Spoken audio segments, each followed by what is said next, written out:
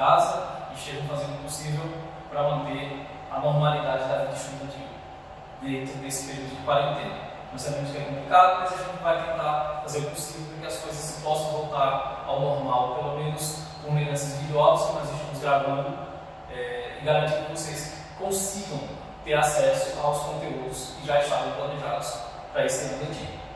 Hoje nós vamos falar de vozes verbais, e é importante que eu deixe bem claro que muito do que nós vamos ver aqui precisa daquela construção de conhecimento que nós tivemos no primeiro bimestre sobre o estudo dos verbos.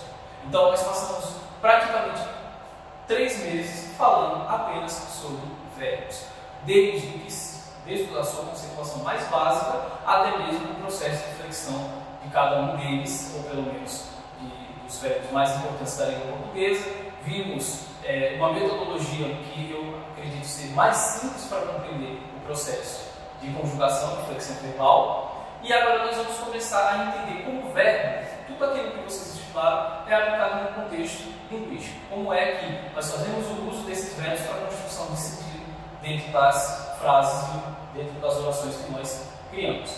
Então, hoje nós vamos falar que são principalmente voz ativa e voz passiva.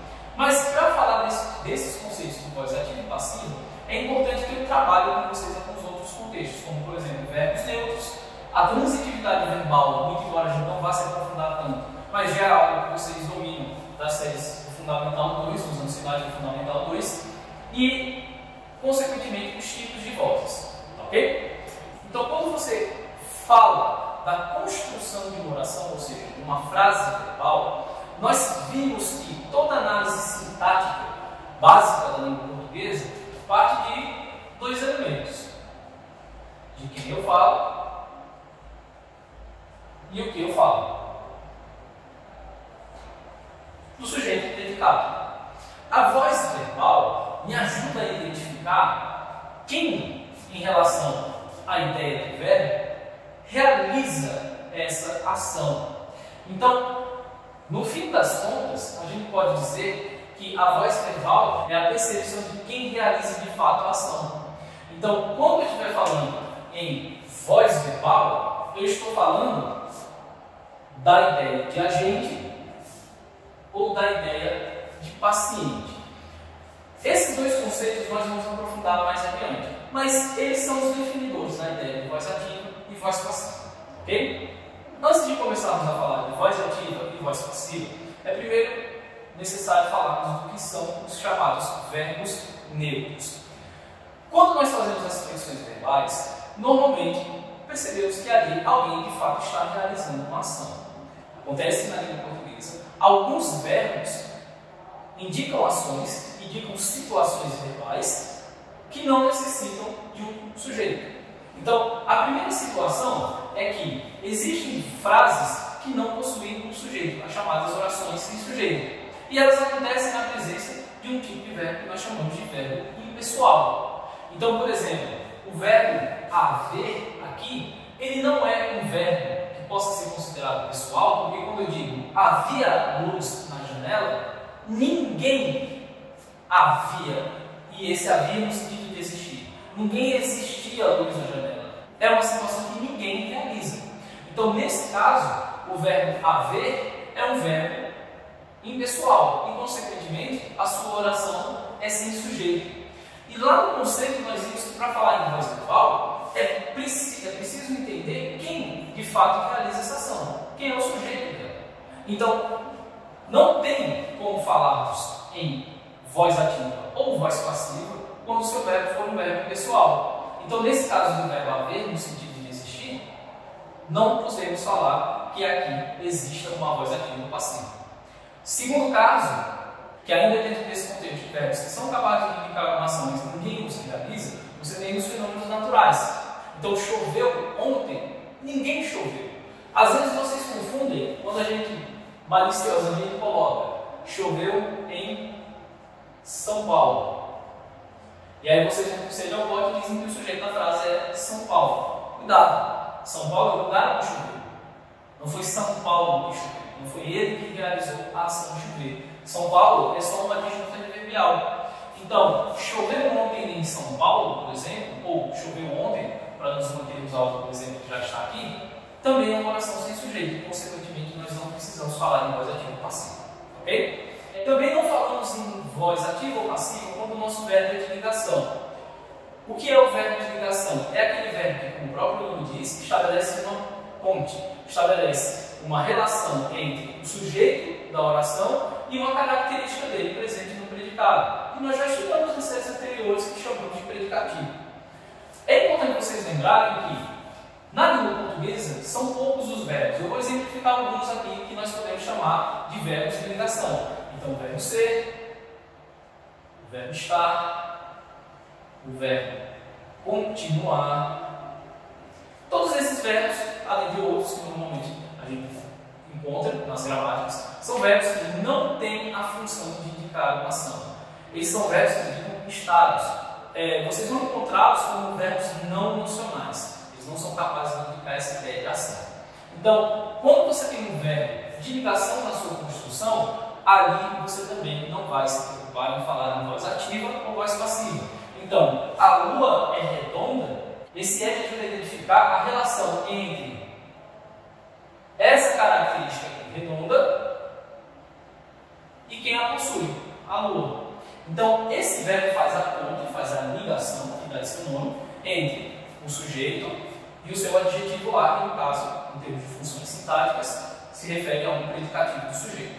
A mesma coisa para ela estava doente. Doente é a característica do ela. Então, o estava também é um verbo de ligação, fazendo a ponte entre o sujeito e a sua característica que se encontra lá no predicado.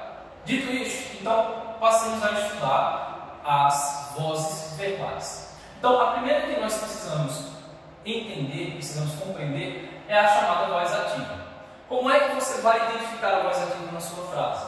Percebendo que quem realiza a ação é o sujeito que ali está presente. Então, quando você analisar a frase, um amigo entrou no presente, lembre daquele passo a passo que a gente faz em sala sempre? Procure sempre o verbo primeiro, porque a partir dali você já consegue fazer a separação essencial do sujeito e predicado e identificar as demais funções sintáticas. Então, um amigo entregou o presente, a ação que eu consigo perceber aqui é a de entregar. Eu vou frisar essa palavra, a ação, porque se não fosse ação, se fosse um verbo de ligação, eu não me preocuparia em falar em voz ativa. Então, um amigo entregou o presente tem como ação a ideia de entregar. E aqui eu consigo separar a ideia básica de qualquer oração, sujeito e predicado. Quem é o meu sujeito? Um amigo. É de quem eu estou falando. E o que é que eu estou falando do meu sujeito? Entregou o presente. Então aqui eu consigo perceber a separação entre sujeito e predicado. Mas isso não é uma coisa que vocês dominam. O que é que nós vamos ver agora? A ideia da voz. Então, para que você fale que uma frase encontra-se na voz ativa, você deve perceber que quem realiza a ação é o sujeito. Então perceba que amigo é aquele que entrega, é aquela pessoa que está realizando a ação de entregar. Então, nesse caso, nós podemos dizer tranquilamente que nossa voz é ativa, porque quem realiza a ação é o sujeito da frase. Ok? No segundo caso, o corretor vendeu a casa, mesma situação. Procura qual é a ação primeiro. Vender é a ação. Quem vende? O corretor. Então, eu já identifiquei sujeito e predicado, o que ele faz, vender a casa, e consigo perceber aqui que quem realiza a ideia, quem realiza a ação de vender é o corretor. Então, nesse contexto, eu tenho uma frase também na voz ativa. Ok? Por último, todos os alunos fizeram as tarefas. Fizeram ação. Quem fez alguma coisa? Todos os alunos. O que foi que eles fizeram? As tarefas. Então, nesse caso, sujeito e predicado. Quem realizou a ação? Todos os alunos. Então, o meu sujeito realiza a ação descrita pelo verbo presente no meu predicado. Portanto, essa frase encontra-se na voz ativa. Na voz passiva, eu consigo perceber agora uma inversão de papéis. Eu consigo perceber uma inversão, inclusive, de funções sintáticas que eu teria na frase na voz ativa. Na voz passiva, o sujeito não é mais aquele que realiza a ação. Na verdade, ele é alvo de ação de um determinado agente que se encontra na construção do predicado. Essa situação é aquela em que nós percebemos um sujeito paciente. Na voz ativa nós temos um agente, aqui nós temos um paciente. O agente não deixa de existir na voz passiva, só que ele não é mais o meu sujeito. Aquele que realiza a ação não é mais o meu sujeito. Então, o agente que realiza a modulação verbal, quando se expressa em oração, recebe o nome de agente da passiva. Guardem esse conceito. Então, agora, ao invés de eu ter o meu sujeito realizando a ação, eu tenho um elemento lá no predicado que, de fato, coloca a ação em andamento. Então, olha esses exemplos. O presente foi entregue por um amigo. Perceba que aqui eu tenho a ideia de ter sido entregue como uma forma verbal e eu tenho aqui o de quem eu estou falando, o presente. Só que o presente não foi aquele que realizou a ação de entregar, foi outro elemento que não está no sujeito. O sujeito presente é apenas um paciente da ação de ser entregue. E quem realiza a ação de entregar é esse elemento que está lá no predicado, amigo ou um amigo. Então, esse meu elemento que realiza a ação, mas se encontra no predicado, é o meu chamado agente da passiva. Antes de nos aprofundarmos dentro do estudo da voz passiva, é importante a gente retomar alguns conceitos lá dos anos finais do ensino fundamental 2 relacionados à ideia de transitividade verbal. Nós vimos naquele momento que quando você encontra uma forma verbal dentro da oração, você pode perceber duas situações bem simples de serem identificadas: a completude do verbo ou a incompletude dele. Em outras palavras, existem verbos que a palavra por si já consegue traduzir todo o significado que você precisa. Esses verbos são chamados de verbos intransitivos. Então, quando você diz Jonas nasceu, você não precisa explicar o que é o verbo nascer, ou melhor dizendo, você não precisa complementar a ideia do verbo nascer. Você consegue saber, pela construção do próprio verbo e apenas ele, o que é nascer, assim como morrer, por exemplo. Esses verbos são chamados de verbos intransitivos. Existem verbos de outra forma que você precisa dar uma complementação para ele. São chamados verbos transitivos. Então, quando você diz que Paula vendeu, é importante que você diga o que Paula vendeu.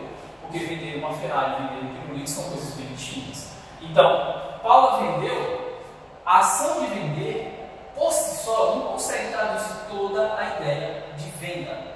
Então, esse verbo é o que nós chamamos de verbo transitivo. Ele precisa de uma complementação de seu significado.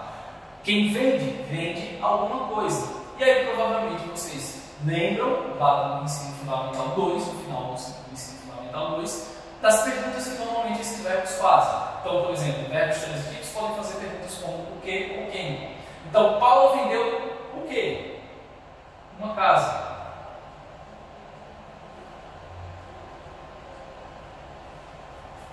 Esse, uma casa, é aquilo que completa o sentido do verbo vender. Então, Paulo vendeu uma casa é uma frase que contém um verbo transitivo. Ainda não chegamos onde eu quero, porque para estudar a transitividade verbal para o conceito de voz ativa e voz passiva, especificamente de voz passiva, é importante entender que existe mais de um tipo de verbo transitivo. São dois: os verbos transitivos diretos e verbos transitivos indiretos. Rodolfo, por que o verbo vender é um verbo transitivo direto? Porque quando você observa a ligação que existe entre esse verbo e o seu objeto, não existe um conectivo, um conector, como você prefere. Rodolfo, mas esse uma? Cuidado, uma é artigo e está ligado à casa. Uma não é uma das classes de palavras que nós chamamos de conectores da língua portuguesa, preposição. O uma não está aqui fazendo a ligação entre esses elementos. Então, entre o verbo e o seu objeto, não existe uma preposição. Não existindo preposição, o verbo é transitivo direto. E, consequentemente, o seu objeto é direto. Agora, se eu falei na questão da preposição, é porque existe sim um verbo que precisa dessa preposição para fazer a sua ligação com o seu objeto. Que essa ligação entre o verbo e o seu complemento existe. Então, por exemplo, Jair conversou com o diretor. Aqui eu consigo perceber facilmente que existe um termo que faz essa ligação. A ideia de conversar é uma ideia incompleta. Quem conversa, conversa com alguém. Mas Rodolfo, conversa comigo mesmo. Ainda assim, você está conversando com alguém. Então, conversar é um verbo transitivo. Quem conversa, conversa com alguém. Com quem Jair conversou? Com o diretor. Essa construção completa o sentido do verbo. Mas, diferente desta daqui, eu tenho um elemento que faz essa conexão, que é uma preposição, como é uma das preposições da língua portuguesa. E com ela, eu consigo fazer a ligação entre o verbo e o seu complemento. E mais importante, sem ela, eu tenho um problema de sintaxe. Jair conversou com o diretor. Do ponto de vista linguístico, fica completamente sem sentido. Então, Jair conversou com o diretor é uma construção que contém um verbo transitivo que precisa de uma preposição para se ligar ao seu objeto. Então, aqui eu tenho um verbo chamado verbo transitivo indireto. E, consequentemente, nós temos um objeto indireto. E por que é importante saber disso, para falar de voz ativa e voz passiva? É porque, para falar de voz ativa ou voz passiva, e especificamente falando da voz passiva, você precisa ter a noção de o que é um verbo transitivo direto ou um verbo transitivo indireto. Porque, dependendo do tipo de verbo que você encontre, pode ser que não haja uma forma de voz passiva para aquela construção que você está observando. Após essa revisão da transitividade verbal, vamos começar a falar agora da voz passiva. Vamos iniciar pela voz passiva analítica e a gente vai já entender por que ela é chamada dessa forma. Vamos voltar, por exemplo, para a transitividade que falávamos ali atrás. Então, Paulo vendeu uma casa. Se vocês observarem, aqui eu tenho o verbo, o seu objeto e o agente. É uma frase que se encontra na voz ativa, porque o meu sujeito é aquele que realiza a ação escrita pelo verbo. Quando tem a chamada voz passiva analítica, eu primeiro devo perceber que houve a possibilidade de construção dessa frase. Entenda. Eu posso construir essa frase assim: Paula vendeu uma casa. Mas eu poderia passar a mesma informação, um pouquinho diferente. Uma casa foi vendida por Paulo. Percebam que é a mesma informação, dita de uma maneira diferente. Quando eu falar em voz passiva, é importante relembrar o conceito que a gente trabalhou lá atrás. Voz ativa, o sujeito realiza a ação. Voz passiva, o agente da passiva realiza a ação. E essa construção aqui é uma das construções de voz passiva possível. No caso, a voz passiva analítica. Como é que eu chego à compreensão disso?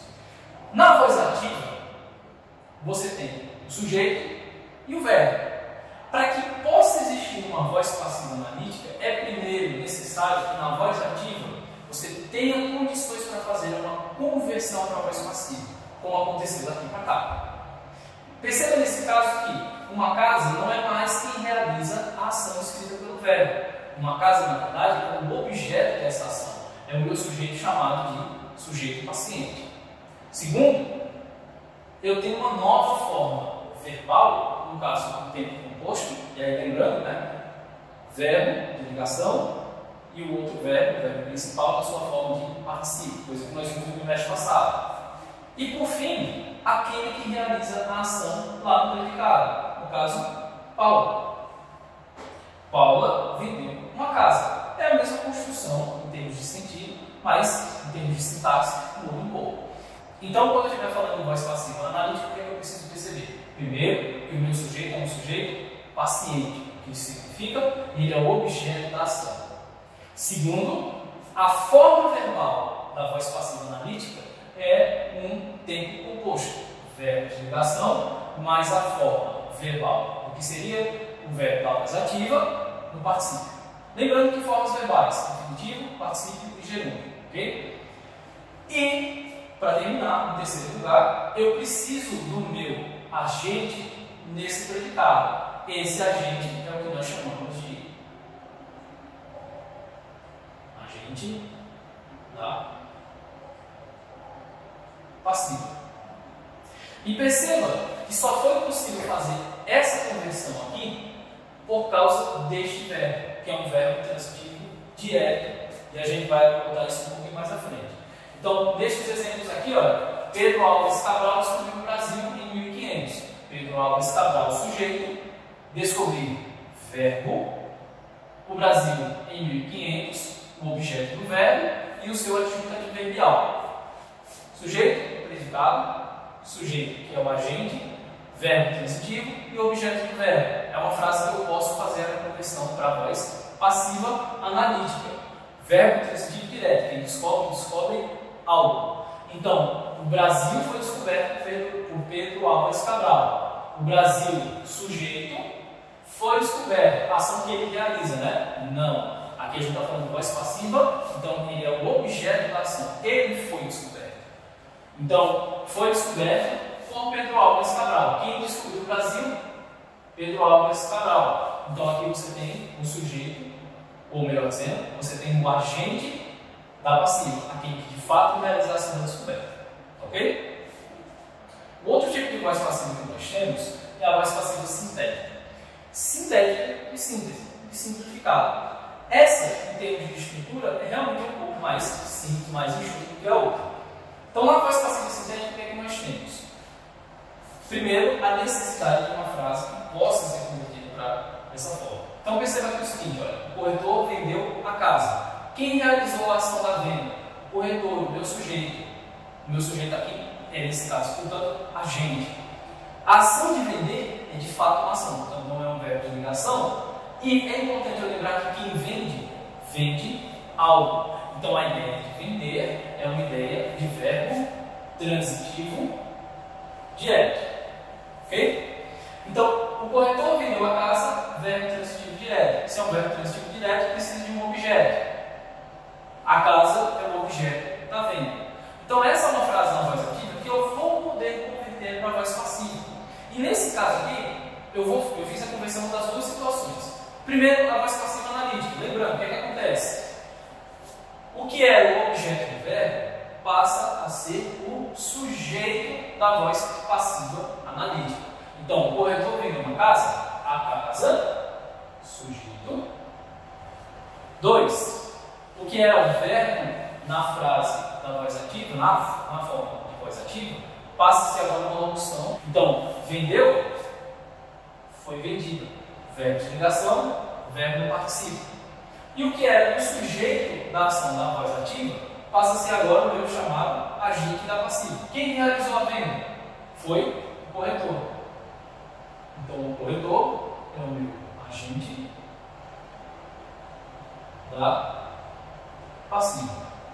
Nada do que nós não tenhamos visto até agora. Na voz passiva sintética, nós vamos fazer uso de uma partícula apassivadora, ou seja, nós vamos fazer uso de um pronome específico que é capaz de transfigurar, de transformar a frase que está na voz ativa para a voz passiva, para um tipo de voz passiva. Então, o corretor vendeu a casa foi vendida pelo corretor. Vendeu-se a casa. O que aconteceu aqui? Vamos comparar essa construção com a construção aqui da voz ativa. Perceba que eu eliminei o corretor do contexto. Concorda? Então, o corretor foi excluído nessa construção e eu mantive apenas o verbo e o seu objeto. E incluí essa partícula passivadora, que é o pronome si. Perceba que aqui a frase fica muito mais enxuta e ela ganha um tom de impessoalidade. O que isso quer dizer? Eu não sei exatamente quem vendeu a casa. E, de certa forma, no contexto da construção, pouco importa. O que importa é que a casa foi vendida. E é essa informação pela qual eu estava procurando. Então, vendeu-se a casa é uma construção de voz ativa, de voz passiva, sintética. Sintética por quê? Porque se você observar em relação à frase da voz ativa, quantidade de elementos que eu consegui manter nessa construção.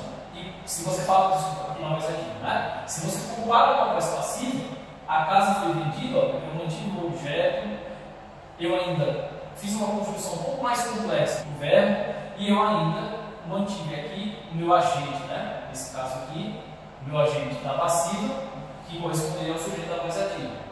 A voz passiva sintética é bem mais enxuta. Eu eliminei a presença desse sujeito, eu tornei ele indeterminado e fiz uso dessa partícula apassivadora para criar esse contexto de voz passiva, ok? Então, quando a gente vai falando de voz passiva sintética, ou pronominal, né, se você preferir, é aquela em que você faz o uso da partícula passivadora para essa construção do sentido, ok? Então, aqui eu trouxe só alguns exemplos para que a gente faça uma pequena análise, né? Então, a empreiteira construiu o prédio. Frase na voz ativa. A empreiteira, sujeito, realização de construir o que? O prédio. Objeto direto. Saindo da voz ativa para a voz passiva, eu tenho o prédio foi construído pela empreiteira e construiu-se o prédio. O prédio foi construído pela empreiteira, voz passiva analítica. Eu mantive o agente dentro do contexto. Construiu-se o prédio, voz passiva sintética. Eu eliminei o agente do verbo do contexto e fiz o uso aqui da partícula passivadora. Técnico conserta aparelhos eletrônicos. Quem conserta? O técnico. Voz ativa. Sujeito realização. Quem conserta? Conserta algo. O quê? Aparelhos eletrônicos. Voz ativa. Aparelhos eletrônicos são construídos, são considerados, desculpa, por técnicos. Aparelhos eletrônicos, sujeito, mas é ele que realiza a ação de consertar alguma coisa? Não, é o objeto do conserto. Então, são consertados. E o seu objeto aqui, ou a ideia do objeto, por técnico, que é de fato quem conserta. Voz passiva analítica. Conserta-se aparelhos eletrônicos. Consertam-se aparelhos eletrônicos. Quem conserta? Não sei, mas sei que alguém conserta. Conserta o quê? Aparelhos eletrônicos. Voz passiva sintética. Uma outra voz que também é importante abordarmos é a voz reflexiva. Reflexiva, reflexo, algo que volta para você. Então, quando nós fazemos uso de uma voz reflexiva, a ideia da ação volta-se sobre o próprio agente. E o interessante dessa voz é que quem realiza a ação também é o objeto dela. Por isso, nós dizemos que o sujeito é o agente e o paciente ao mesmo tempo da ação verbal. Então, olha os exemplos. Eu me cortei com a faca. Quem foi que cortou? Eu. E você cortou quem? Porque quem corta, corta algo ou alguém. Cortei a mim mesmo. Então aqui eu tenho uma construção em que o verbo cortar tem como agente o eu e tem como objeto o eu, o próprio sujeito. Por isso é chamada de voz reflexiva. É uma ação que eu realizo e volta-se sobre mim mesmo. A menina arrumava-se frente ao espelho. Quem arrumava? A menina. E quem arruma algo, arruma o que ou quem, né? Arrumava quem? A si mesmo. Então aqui eu tenho menina como sendo agente e paciente da mesma construção. O homem se dá muito valor. Quem dá? O homem. E dá a quem? A ele mesmo. Narciso amava-se sobre todas as coisas. Quem ama?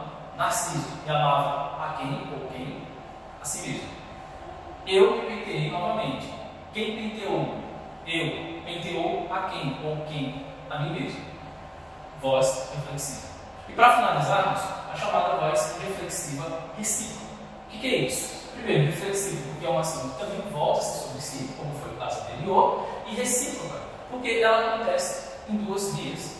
Ela tem um retorno, ela tem um feedback. Preste atenção. Os jogadores cumprimentaram-se antes da partida. Quem cumprimentou? Os jogadores. E cumprimentaram quem? Uns aos outros. É uma ação reflexiva porque você está realizando uma ação de cumprimento e está recebendo um cumprimento de volta de outra pessoa. Então, é reflexiva e é recíproca. Ao mesmo tempo que você faz ela volta sobre si mesmo, o outro também tem esse mesmo contexto. Os noivos se beijaram delicadamente. Quem se beijou? Os noivos. Beijaram a quem? A si mesmo, né? Ou beijaram se beijaram, né? Os noivos se beijaram delicadamente. Eles beijaram um ao outro e é uma ação de natureza reflexiva. Eles beijaram, tiveram um beijo de volta, né? E beijaram um ao outro. Pai e filho abraçados. Mesma situação. Obrigado, pessoal. A gente encerra por aqui. Até mais.